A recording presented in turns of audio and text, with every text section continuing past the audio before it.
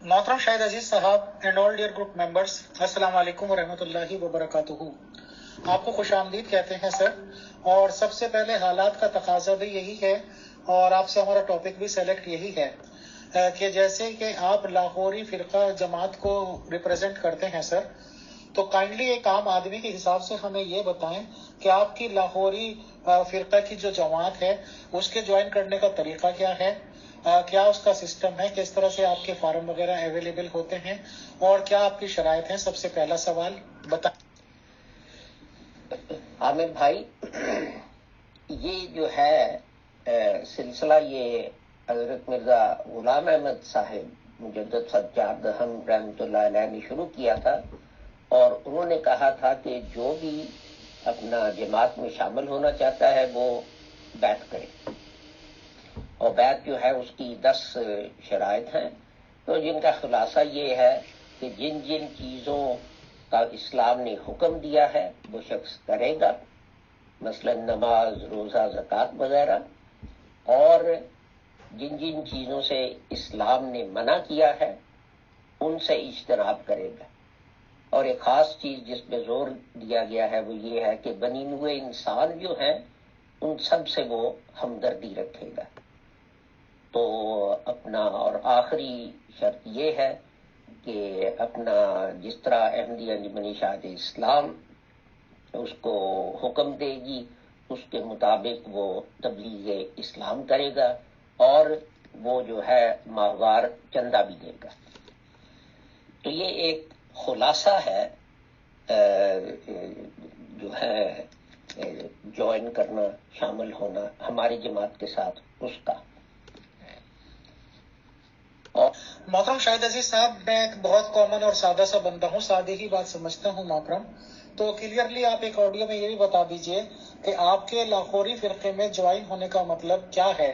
हम बेत किसकी लेंगे, मिर्जा गुलाम अहमद कादियानी साहब की लेंगे या आपके जो सदर होते होंगे, प्रेसिडेंट या आप क्या बोलते होंगे उनको, जो भी बोलते होंगे उनके हाथ पे जाके बेत करनी होगी। हमें अल्फाज क्या बोलने होंगे कि हम बेत इन लोगों की सदर साहब की कर रहे हैं जो भी आपके होंगे, या ये कि मिर्जा गुलाम अहमद कादियानी साहब की, बताएं। शुक्रिया। मैं माजरत करता हूँ, एक टेलीफोन कॉल आ गई थी जिसकी वजह से कट गया, इसलिए कि मुझे उन साहब से दरखास्त करनी पड़ी कि मैं, तो असल में बात ये है कि हजरत मिर्जा गुलाम अहमद साहिब जो है उन्होंने एक जमात बनाई थी इस्लाम के दफा, इसके डिफेंस के लिए, इसलिए कि हजरत साहब के ज़माने में इस्लाम जो है, मुसलमान जो थे उन पर बहुत शदीद दबाव था। और एक वजह उसकी थी कि सियासी लिहाज से, माली लिहाज से, तालीमी लिहाज से उस ज़माने में मुसलमान बहुत पसमानदा थे। और दो ग्रुप थे, एक आर्या समाज के और दूसरे ईसाई पादरी जो हैं उन्होंने मुसलमानों पे सख्त हमला किया हुआ था। और ना रवायती उलमा उसका जवाब दे सकते थे, ना इस्लाम को डिफेंड कर सकते थे। और ये मैं नहीं कह रहा, ये डॉक्टर इसरार अहमद कह रहे हैं।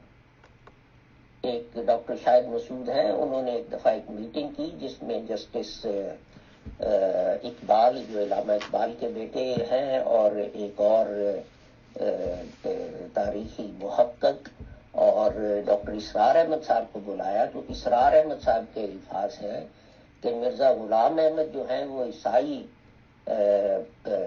मिशनरीज जो थे उनसे डिबेट्स करते थे और उनको शिकस्त देते थे।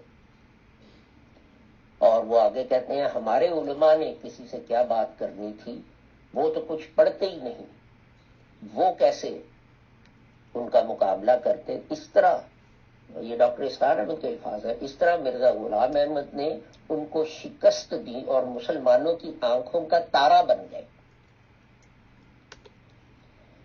तो यानी उस जमाने में जब हजरत मिर्जा गुलाम अहमद साहिब मुजद्दद सज्जाद रहमतुल्लाह अलैह ने अपनी तहरीक शुरू की, तो जमात बनाने से पहले ही वो मुसलमान जो है उनकी आंखों का तारा बन चुके थे अपने काम की वजह से।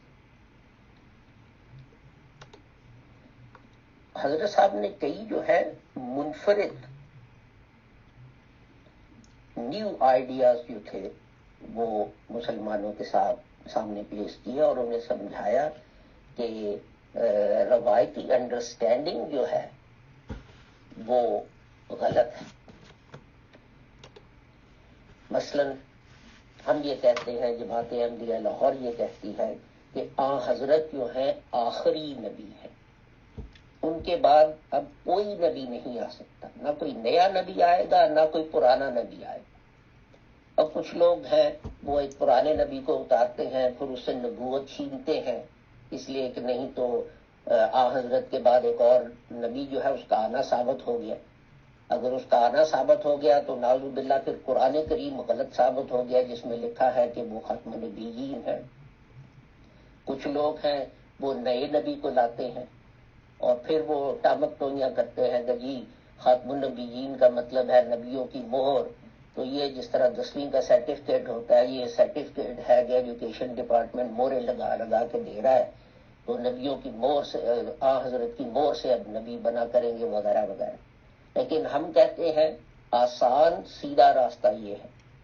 قرآن کریم نے فرمایا حضرت خاتم النبیین ہے، حضرت نے فرمایا لا نبی آبادی. اب کسی نبی نے نہیں آنا، نہ کسی نئے نبی نے آنا ہے، نہ کسی پرانے نبی نے آنا ہے. نبوت جو ہے وہ حضرت صلی اللہ علیہ وآلہ وسلم پر ختم ہوگی. تو یہ ظاہر ہے ایک لحاظ سے اختلافی مسئلہ جو تھا وہ بن گیا. تو اب سوال جو ہے یہ ہے کہ جو لوگ آپس میں اختلاف کرتے ہیں، کوئی ایک کہہ رہا ہے کہ حضرت عیسیٰ نے آنا ہے، دوسرا کہہ رہا ہے کہ حضرت عیسیٰ وفات پا چکے ہیں وہ نہیں آئیں گے، تو ان کی پوزیشن کیا ہے؟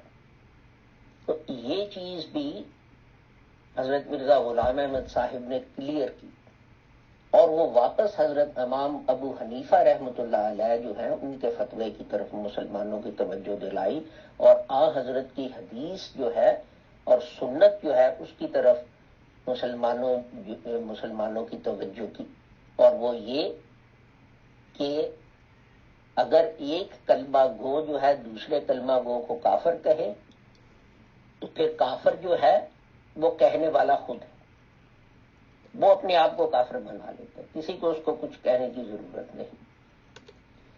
تو ہم یہ کہتے ہیں ہر کلمہ گو جو ہے وہ مسلمان ہے اور کسی کو یہ رائٹ نہیں، یہ اختیار نہیں کہ وہ کہے کہ تم مسلمان نہیں.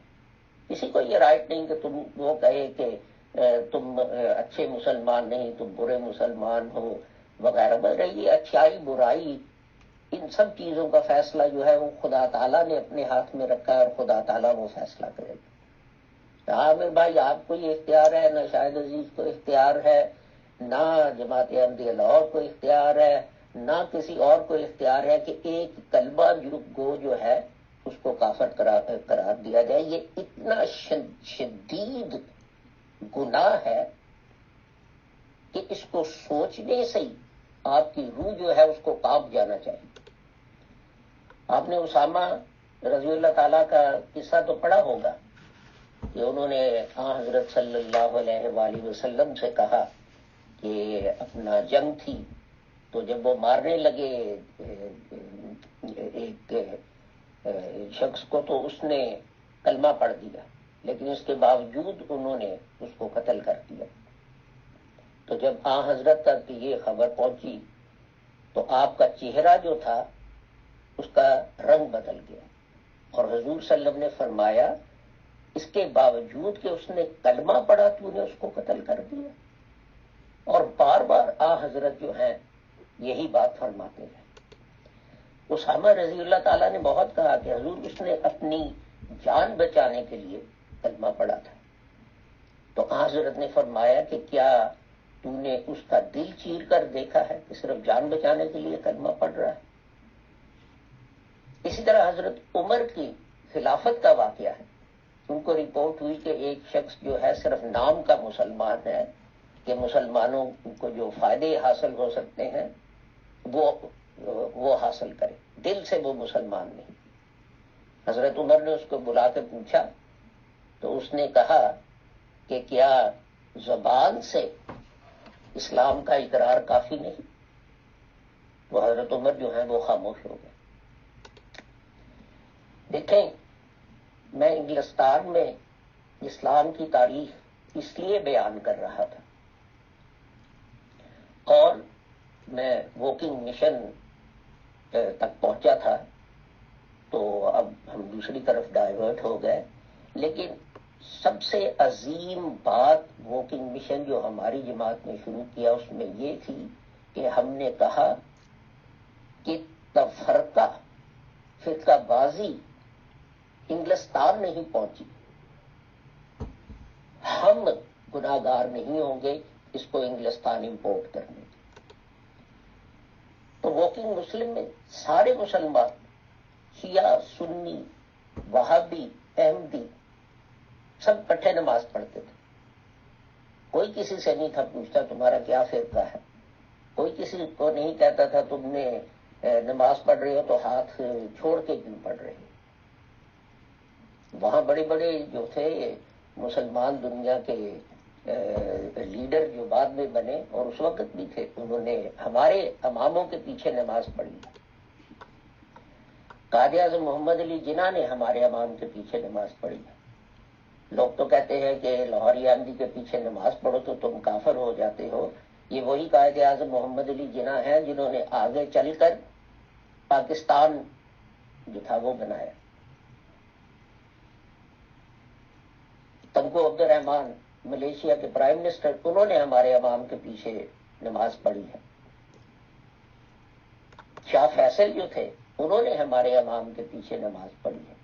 یہ بڑی لمبی لسٹ ہے، میں نے چند نام جو ہیں ان کا ذکر آپ کے سامنے کیا ہے۔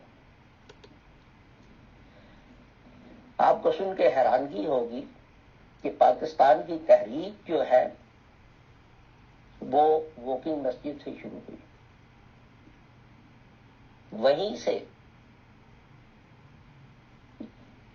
پہلی دفعہ کسی نے کہا کہ جناب یہ جو ہے کیا اس کا نام ہے، مسلمانوں کے پاس ہندوستان میں آخری موقع ہے کہ وہ آزادی حاصل کر لے، اگر نہیں کریں گے تو یہ بہت جو ہے یہ موقع ہاتھ سے نکل جائے گا۔ تو چودھری رحمت علی صاحب تھے، تو وہاں جو امام صاحب تھے انہوں نے کہا آپ باتیں ہی کرتے ہیں، مسلمان کام کیوں نہیں کرتے۔ شیخ رحمت علی کہنے لگے کہ جناب چودھری رحمت علی کہنے لگے کہ جناب میں اکیلا ہوں، میں کیا کروں۔ امام صاحب نے حضرت خواجہ کمال الدین کی تصویر کی طرف اشارہ کیا اور کہا اس کو دیکھو، یہ اکیلا تھا انگلستان آیا، اس کے دل میں ایک جذبہ تھا کہ میں نے انگلستان میں تبلیغ اسلام کرنی ہے۔ تو دیکھو خدا تعالیٰ نے اس کو کتنی بڑی کامیابی جو ہے وہ بخشی۔ تو اس سے میں شیخ کہہ رہا ہوں چودھری رحمت علی صاحب جو ہیں وہ انسپائر ہوئے، اور 2 میٹنگیں واکنگ میں ہوئیں کہ یہ کام کیسے آگے بڑھایا جائے، اور پھر میرے خیال میں تیسری میٹنگ جو تھی وہ 4 ہک روڈ سربٹن ہوئی، جہاں سے یہ تحریک جو ہے پھر شروع ہوئی اور نام پاکستان رکھا گیا۔ اور واکنگ مسلم مشن جو ہے انہوں نے اپنی ایڈریس لسٹ چودھری رحمت علی صاحب جو ہیں ان کے حوالے کر دی، یہ ہماری ایڈریس لسٹ ہے، آپ اس پہ جو ہے اپنے پیمفلٹ بھیجیں۔ اور پیمفلٹ لکھا گیا ناؤ اینڈ اور نیور، اور وہ بھیجا گیا، اور اس عید پر ہزاروں کاپیاں اس کی چھپوا کے جتنے لوگ آئے تھے عید کی نماز پڑھنے وہ تقسیم کیا گیا۔ تنکو عبد الرحمان واکنگ مشن گئے، مسلم مشن، تو ہمارے امام جو ہیں میرے خیال میں اس وقت شیخ محمد طفیل صاحب ہمارے امام تھے، تو وہ کہنے لگے دیکھیں یونائٹڈ نیشنز بنی ہے تو ایک یونائٹڈ مسلم نیشنز کیوں نہیں بن سکتی۔ تو وہ کہنے لگے کہ یہ تو بڑی تجویز اچھی ہے آپ کی، کسی کا اس طرف دھیان ہی نہیں گیا، تو میں اپنے ملک میں جا کے میں یہ تحریک کروں گا۔ تو اس سے آرگنائزیشن آف اسلامک کنٹریز جو ہے وہ وجود میں آئے. تو کہنے کا مقصد یہ تھا کہ مسلمانوں نے ورکنگ مسلم مشن سے جب متحد ہو کے کام کیا تو خدا تعالیٰ نے ان کو بڑی بڑی کامیابیاں جو ہیں وہ عطا فرمائی. لیکن جو ہی ہم دوبارہ انگلستان میں بھی اسی فرقہ بندی میں پڑ گئے جو ہندوستان میں تھی، تو پھر دوسری قوموں سے ہم پیچھے رہنے لگ گئے. پاکستان کا بننا ایک معجزہ تھا. انگریز حکومت اس کے خلاف تھی. ان کو بڑا فخر تھا کہ جناب پہلی دفعہ تاریخ میں ہم نے سارا ہندوستان متحد کر دیا. کانگریس پارٹی اس کے خلاف تھی. مسلمان علمی لحاظ سے، مالی لحاظ سے، سیاسی لحاظ سے، ہر لحاظ سے ہندوستان میں ایک پسماندہ قوم تھی. آج بھی میں جب ہندوستان جاتا ہوں تو بہت سے لوگ جو مجھے نہیں جانتے وہ مسلمانوں کا ذکر جو ہے وہ انتہائی حقارت سے کرتے ہیں اور انہیں کرمنل گروپ جو ہے وہ سمجھا جاتا ہے. لیکن ان سب چیزوں کے باوجود اتحاد کی برکت سے مسلم لیگ اس قابل ہوئی کہ وہ پاکستان بنا سکے. قائد اعظم محمد علی جناح صاحب نے صاف فرمایا کہ جو کلمہ پڑھتا ہے 2 آنے سال کے چندہ دیتا ہے اس کو حق ہے کہ مسلم لیگ کا ممبر بنے اور آپ تفرقہ بازی میں نہ پڑے اور یہ سوال نہ اٹھائیں کہ کون شیعہ ہے اور کون سنی ہے اور کون کیا ہے اور کون کیا ہے. قائد اعظم خود تو شیعہ تھے. تو یہ جو ہے یہ ایک منفرد خصوصیت ہے ہماری جماعت کی. اسی طرح دوسرے دوست جو ہے وہ کہتے ہیں، کوئی کہتا ہے جی یہ آیا رجم قرآن شریف میں نہیں، کوئی کہتا ہے جی سورہ بلایت قرآن شریف میں نہیں. تو خدا تعالیٰ تو کہتا ہے کہ دین ہم نے اکمل کر دیا، تو پھر اس سے آیات مسنگ کس طرح ہو سکتی؟ حضرت مرزا غلام احمد صاحب رحمۃ اللہ علیہ نے اور ان کے ساتھ جو ساتھی تھے مولانا نور الدین اور حضرت مولانا محمد علی صاحب، ان لوگوں نے ثابت کیا کہ کوئی بھی آیت قرآن شریف میں سے باہر نہیں رہتی. کوئی بھی وحی نبوت جو حضرت جبرائیل علیہ السلام لے کے آئے تھے حضرت صلی اللہ علیہ وآلہ وسلم پر، وہ قرآن سے باہر نہیں، ساری کی ساری قرآن میں جو ہے وہ موجود ہے. اسی طرح لوگ کہتے ہیں کہ قرآن کی جو ہے کئی آیات منسوخ ہیں. حضرت شاہ ولی اللہ رحمۃ اللہ علیہ لکھتے ہیں کہ لوگ جو ہیں وہ کہتے ہیں کہ قرآن کی 500 سے زیادہ آیات منسوخ ہو چکی ہیں، لیکن میں نے تحقیق کی ہے قرآن کی صرف 7 آیات منسوخ. اب یہ جماعت احمدیہ لاہور تھی جس نے آ کے ثابت کیا کہ قرآن کی کوئی آیت منسوخ نہیں. قرآن کی آیات کو منسوخ کرنا ایک انتہائی خطرناک قدم ہے. وہ اس طرح کہ جب آپ یہ بات کرتے ہیں کہ اسلام امن کا مذہب ہے، دیکھو قرآن میں یہ لکھا ہے کہ سب کے ساتھ بھائی چارے کے ساتھ پیار کے ساتھ رہو، تو غیر مسلم احباب فوراً کہتے ہیں نہیں جی جو تلوار کی جہاد کی آیات ہے انہوں نے ان آیات کو کینسل کر دیا. اس لیے آپ جو ہیں منافقت کرتے ہیں جب آپ کہتے ہیں کہ اسلام جو ہے وہ صلح امن آتشی اور پیار اور محبت کا مذہب ہے. آپ یہ نہیں بتاتے کہ یہ آیات منسوخ ہو چکی ہیں. تو اس لیے ہم کہتے ہیں کہ قرآن کی کوئی آیت منسوخ نہیں. قرآن کہتا ہے کہ قرآن کی کچھ آیات جو ہیں وہ محکمات ہیں اور کچھ متشابہات. تو لوگ جو تفرقہ پیدا کرنا چاہتے ہیں وہ محکمات کو چھوڑ کے ایلوگوریکل ورسز کے پیچھے چل پڑتے ہیں. لیکن یہ سارا خدا نے نازل کیا، تو اس سارے کو پڑھو، اس سارے پہ غور کرو، ایز اے ہول اس کو دیکھو کہ اس کی کیا تعلیم ہے.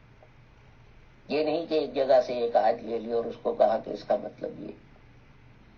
تو اگر آپ سارا پڑھیں، اوور آل پڑھیں، تو آپ کو کسی آیت کو منسوخ کرنے کی ضرورت نہیں.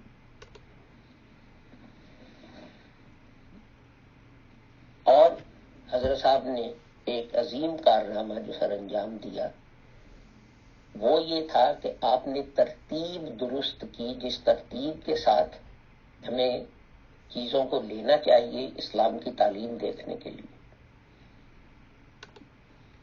وہ ترتیب ہے نمبر 1 قرآن. قرآن سے کوئی چیز ثابت ہو گئی تو ہمیں اسے آگے چلنے کی ضرورت ہی نہیں. اس کے بعد حضرت صلی اللہ علیہ وآلہ وسلم کی سنت کہ انہوں نے کس طرح کیا عمل کیا.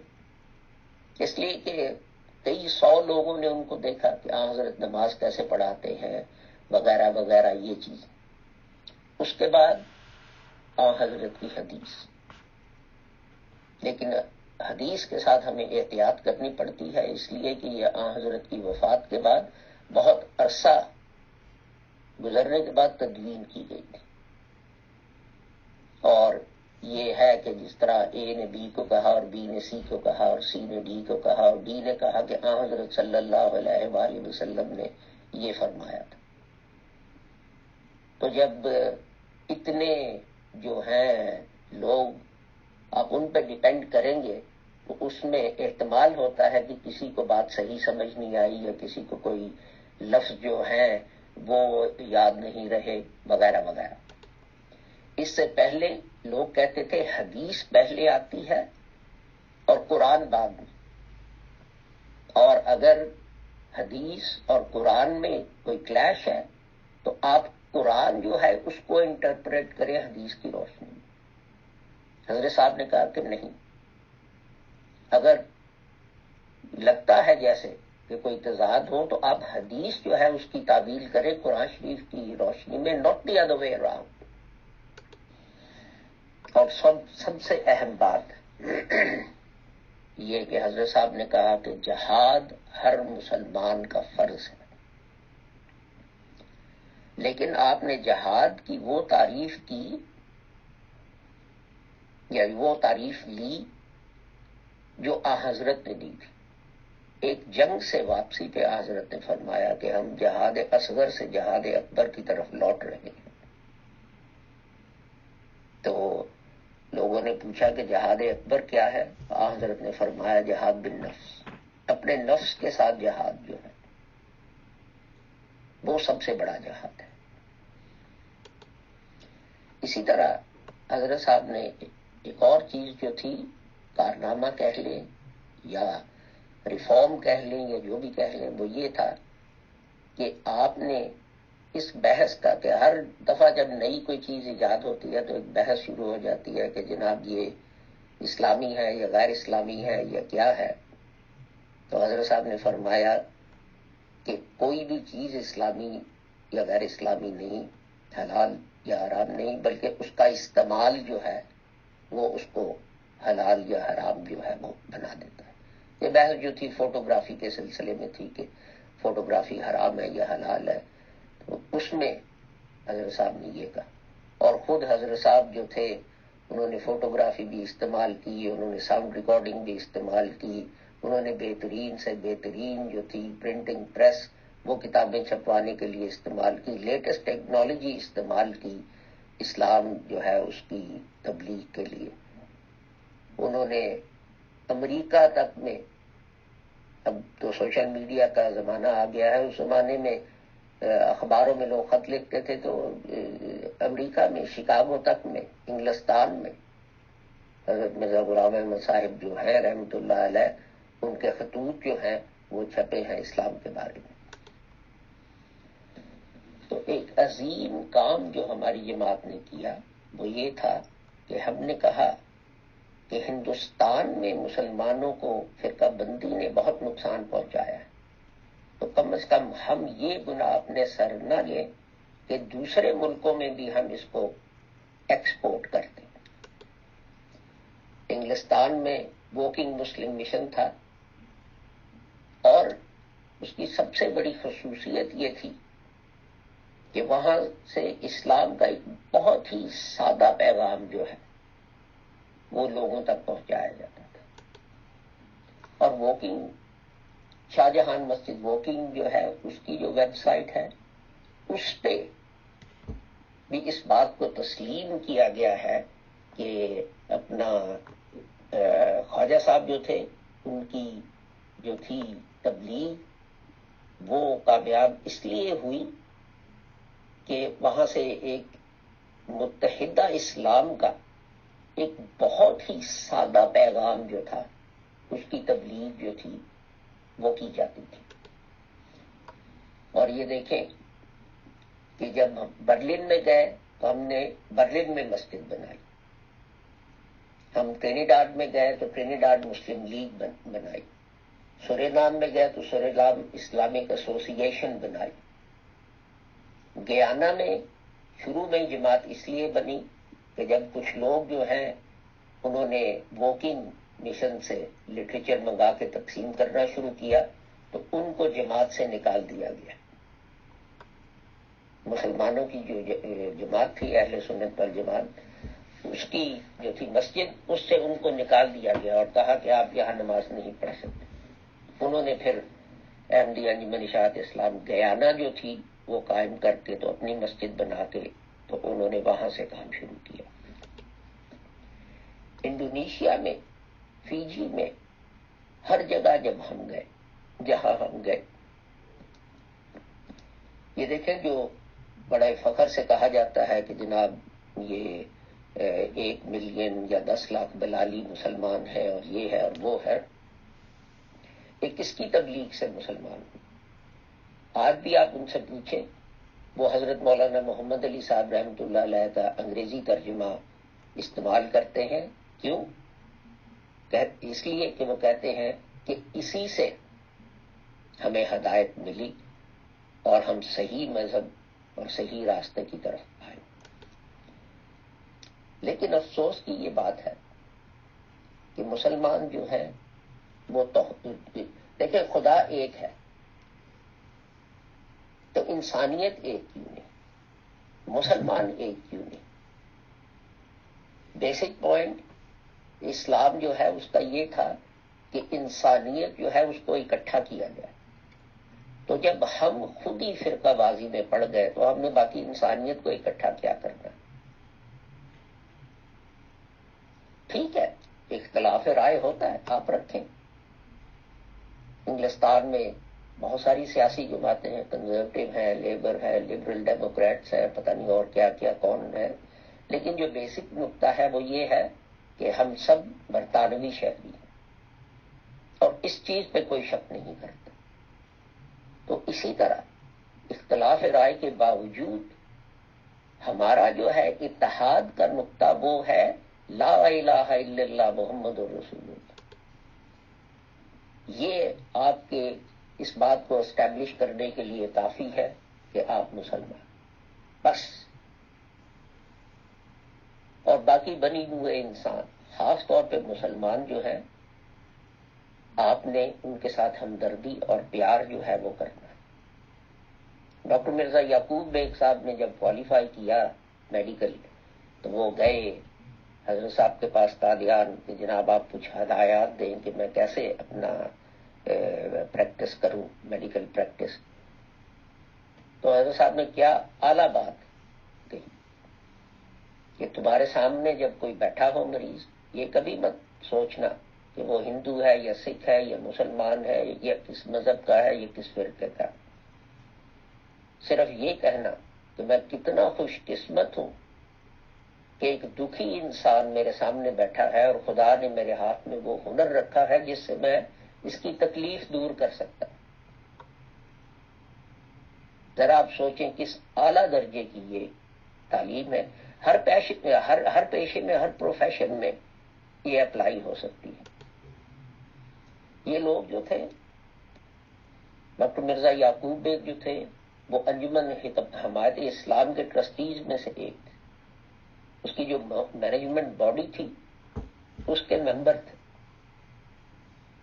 اور آپ کو سن کے حیرانگی ہوگی کہ جب مسلم لیگ کا اولین اجلاس ہوا، اپنا مجھے اب تاریخ یاد نہیں، شاید 1906-7 میں کچھ اس طرح کی تاریخ ہے، ڈھاکہ میں، اور صوبائی مسلم لیگیں جو تھیں ان کو تشکیل دیا جا رہا تھا، تو پنجاب مسلم لیگ جو تھی اس کے لیے جو ایگزیکٹو تھی اس میں ایک نام تھا مولوی محمد علی، ایڈیٹر ریویو آف ریلیجنز. اور کم از کم ایک دفعہ تو ایسا ہوا کہ ایک عیسائی نے انجمن حمایت اسلام جو تھے ان کو اعتراضات اسلام پر لکھ کر بھیجے اور وہ ان کا جواب نہ دے سکے، اور وہ انہوں نے قادیان حضرت مرزا غلام احمد صاحب جو ہیں ان کو بھیج دیے کہ آپ ان کا جواب دیں، اور حضرت صاحب نے ان کا جواب دیا اور پھر وہ چھپا. پہلا ایڈیشن اس کا انجمن حمایت اسلام جو تھی انہوں نے خود چھپوایا، ایک عیسائی کے 4 سوالوں کا جواب، اور بعد کے ایڈیشن جو ہیں پھر اپنا ہماری جماعت اور دوسرے جو ہیں لوگ وہ چھپواتے رہے ہیں. اسی طرح انجمن حمایت اسلام جو ہے اس کو خط آیا فیجی سے میرے خیال میں کہ جناب یہاں مسلمان بہت انڈر پریشر ہیں، آریہ سماج اور عیسائی مشنری جو ہیں وہ آ کے اعتراض کرتے ہیں، ہمارے پاس کوئی جواب نہیں، لوگ اسلام چھوڑ رہے ہیں، ہماری کچھ مدد کریں. تو انجمن حمایت اسلام والوں نے لکھا کہ اپنا یہ ہمارا کام نہیں ہے. سڑک کے دوسری طرف ایک تنظیم ہے احمدیہ انجمن اشاعت اسلام، یہ کام وہ لوگ کرتے ہیں، ہم نے آپ کا خط ان کو بھیج دیا ہے، وہ آپ سے رابطہ کریں گے. تو اس طرح انجمن نے 2 مبلغ جو تھے وہ بھیجے سمندری جہاز کے ذریعے کہ وہ فیجی جائے. ایک بیمار ہو کے واپس آ گئے، دوسرے مرزا ولی بیگ جو تھے وہ انڈونیشیا پہنچے، تو انڈونیشیا والوں نے ان کو آگے نہ جانے دیا، ان کے پاؤں پکڑ لیے کہ ہمیں بڑی مصیبت ہے، یہاں کوئی نہیں جو عیسائی مشنریوں کا جواب دے سکے، آپ یہیں رہ جائیں. تو مرزا ولی بیگ جو تھے وہ پھر وہیں رہ گئے. تو دیکھیں یہ کامیابیاں اور یہ کام ہو رہا تھا کس طرح کہ مسلمان اکٹھے تھے، ایک کلمے کے جھنڈے کے نیچے تھے. اختلافات تھے، ٹھیک ہے، اس میں کوئی حرج نہیں، لیکن اس کے باوجود وہ ایک دوسرے کو کافر کہنے سے اجتناب کرتے تھے، اپنے بھائی کو گلے سے لگا لیتے تھے. اور یہ چیز 1960s تک رہی. آج کوئی ایسی بات کرے؟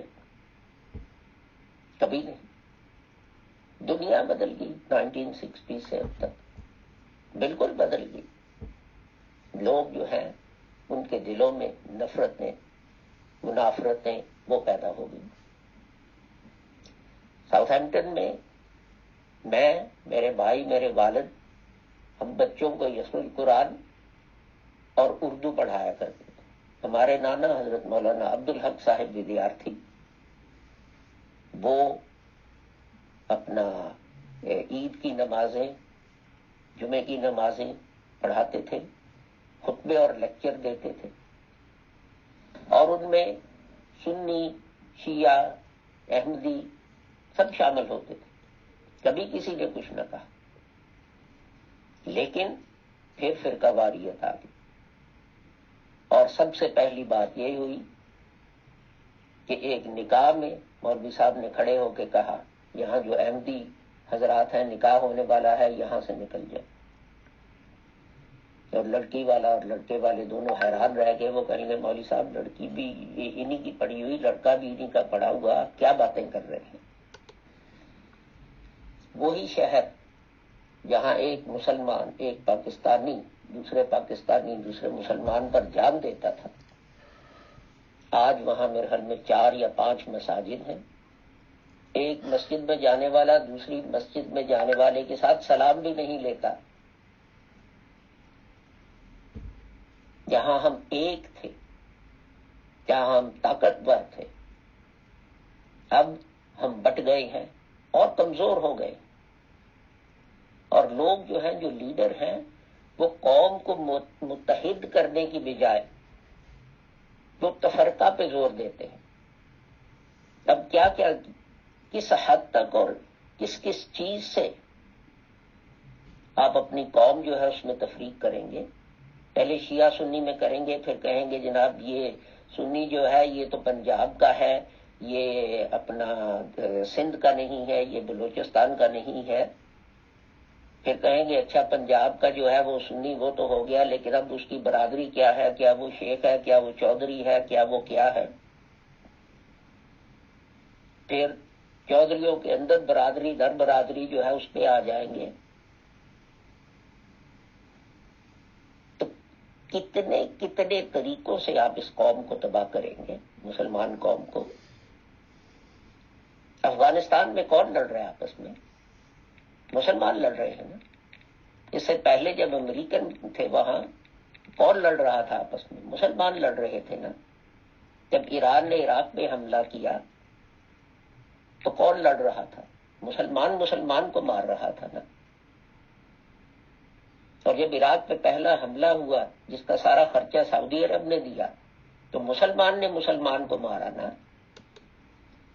پہلی جنگ عظیم میں جب انگریزوں کے کہنے میں آ کے عربوں نے ترکی کی خلافت پر حملہ کیا تو سنی مسلمان کو مار رہا تھا نا۔ اس کے بعد کیا ملا؟ ایک مسلمان ملک، ایک اسلامی ملک جو ترکی سے لے کے، اس میں ترکی شامل تھا، اس میں عراق تھا، اس میں اپنا لیبنان تھا، اس میں سیریا تھا، اس میں جارڈن تھا، اس میں اسرائیل تھا، اس میں فلسطین تھا، اس میں مصر بھی کچھ حد تک شامل تھا، اس میں سارا سعودی عرب تھا۔ یہ ایک اسلامی ملک تھا، اس کے بٹوارے کر دیے، ہر جگہ ایک الگ حکمران بنا دیا کہ یہ آپس میں لڑتے رہے۔ فائدہ کس کو ہوا؟ اگر ہم غیروں کے پیچھے چل کے اپنوں کی پیٹھ میں، تو ان ساری چیزوں کے باوجود 1914 سے ہم چلا رہے ہیں ایک ہو جاؤ، نیک ہو جاؤ، ایک ہو جاؤ، نیک ہو جاؤ، ایک ہو جاؤ، نیک ہو جاؤ، لیکن ہمیں اس بات پر فخر ہوتا ہے کہ ہم ایک نہیں، ہم فرقوں میں بٹے ہوئے ہیں۔ یوٹیوب پہ جا کے آپ چینلز دیکھ لیں، کوئی شیعہ سنی کو کافر قرار دے رہا ہے، سنی شیعہ کو کافر ثابت کر رہا ہے۔ فائدہ اس سے کس کو ہوتا ہے؟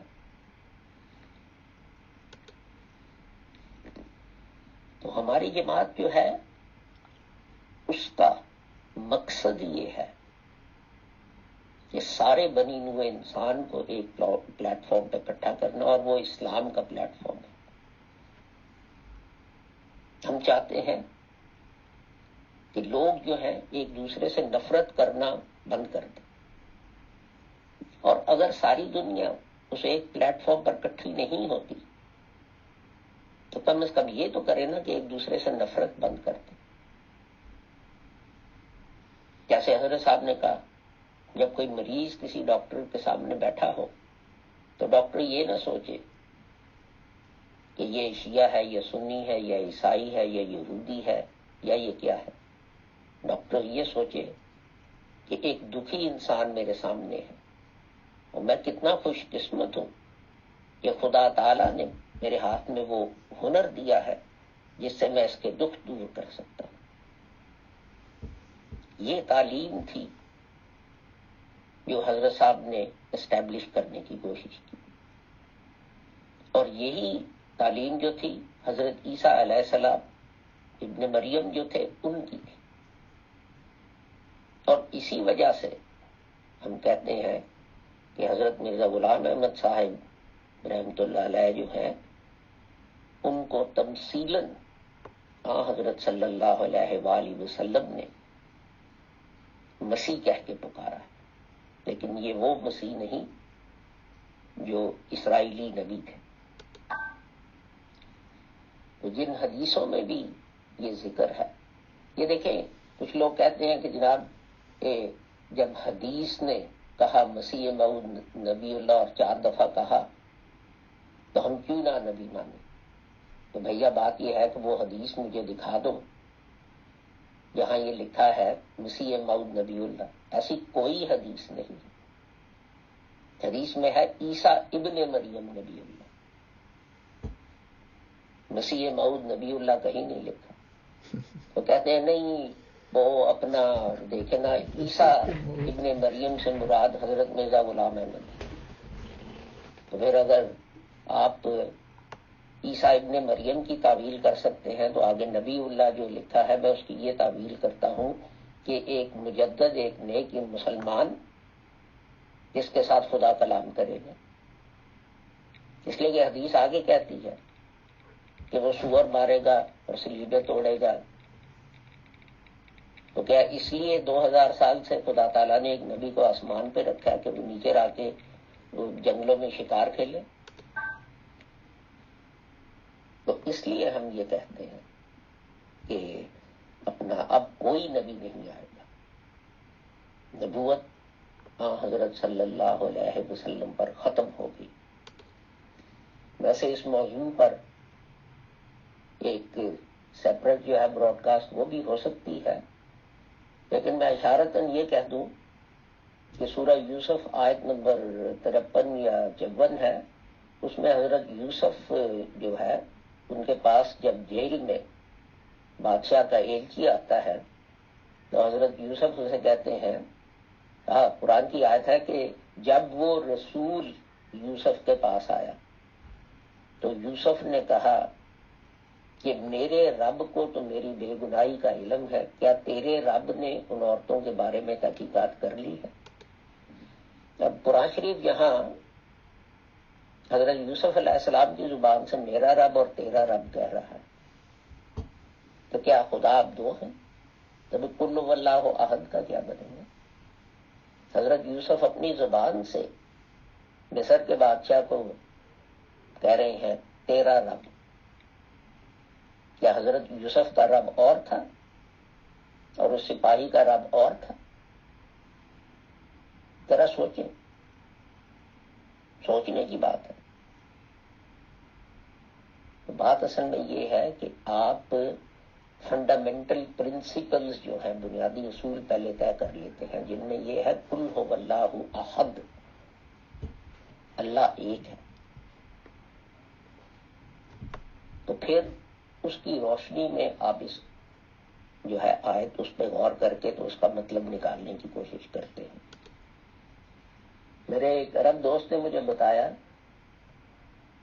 کہ اس کے ملک میں جو شوہر ہے اسے کہتے ہیں رب البیت۔ تو کیا آپ کہیں گے کہ جی یہ گھر کا خدا، اس کا ترجمہ کریں گے اردو میں؟ نہیں۔ تو ان لفظوں کے استعمال میں جو ہے انسان کو اپنی عقل سے کام لینا چاہیے کہ بنیادی اصول کیا ہیں۔ کہیں ایک لفظ جو ہے اپنے لفظی معنوں میں استعمال ہو رہا ہوتا ہے، کہیں یہ بطور استعارہ ہوتا ہے، کہیں بطور مجاز ہوتا ہے۔ تو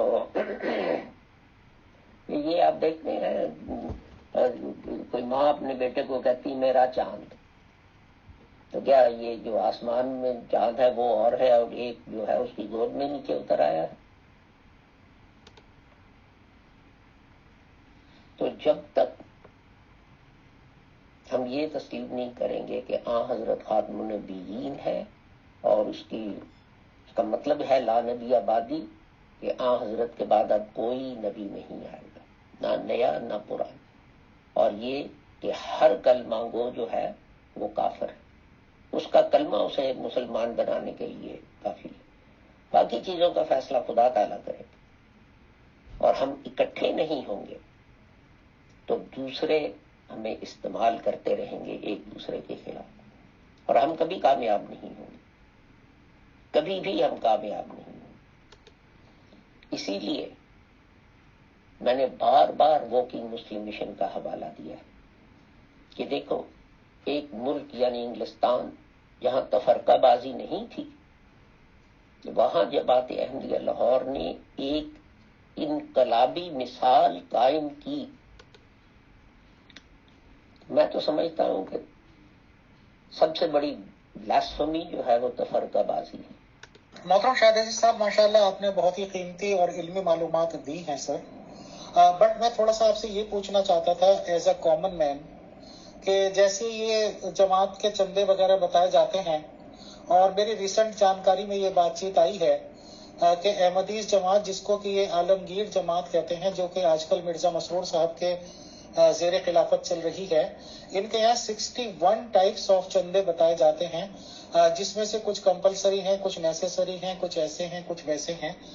تو ان شارٹ آپ یہ بتائیں محترم کہ آپ کی جماعت میں چندے کتنے طریقے کے ہیں اور کیا کیا ہیں؟ تھوڑی سی بیسک انفارمیشن دے دیجئے، اور ٹائم باقی میں 1 گھنٹہ ہو گیا ہے، تو میں سمجھتا ہوں اس پہ تھوڑی سی معلومات آپ دے دیں۔ بہت شکریہ سر۔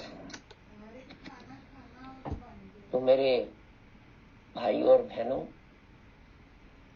میں اس التجا کے ساتھ، اس درخواست کے ساتھ، اس بنتی کے ساتھ، اس ریکویسٹ کے ساتھ آج کا یہ سیشن جو ہے یہ ختم کرتا ہوں کہ آؤ سب مل جاؤ۔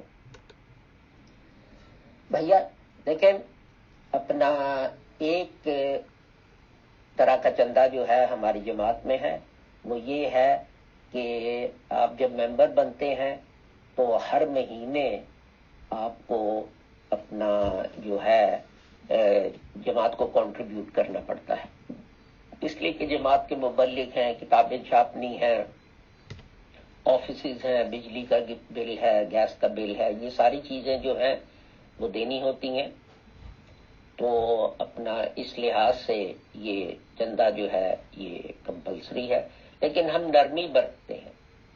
اگر کوئی چندہ نہ دے تو ہم فوراً جماعت کے اخراج کا حکم یا ایسی چیز نہیں کرتے، بلکہ ہم پوچھتے ہیں کہ آپ کی کوئی پرابلم ہے تو کیا پرابلم ہے، آپ بتائیں، ہم آپ کی کیا مدد کر سکتے ہیں۔ اس لیے کہ اسی چندے میں سے بچے جو ہیں ان کی فیسیں دی جاتی ہیں تاکہ ہر احمدی جو ہے پاکستان میں وہ تعلیم یافتہ ہو۔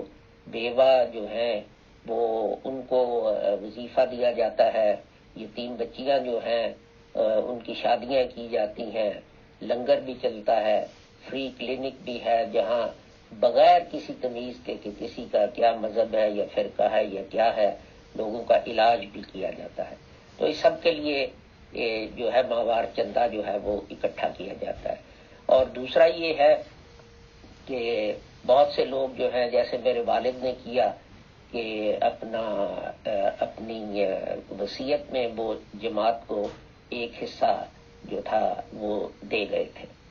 تو لیکن بھیا میں آپ کو ایک بات اور کلیئر کر دوں، اور وہ بات یہ ہے کہ بہشتی مقبرے میں دفنانے کے لیے حضرت صاحب نے صرف چندہ شرط نہیں تھی رکھی۔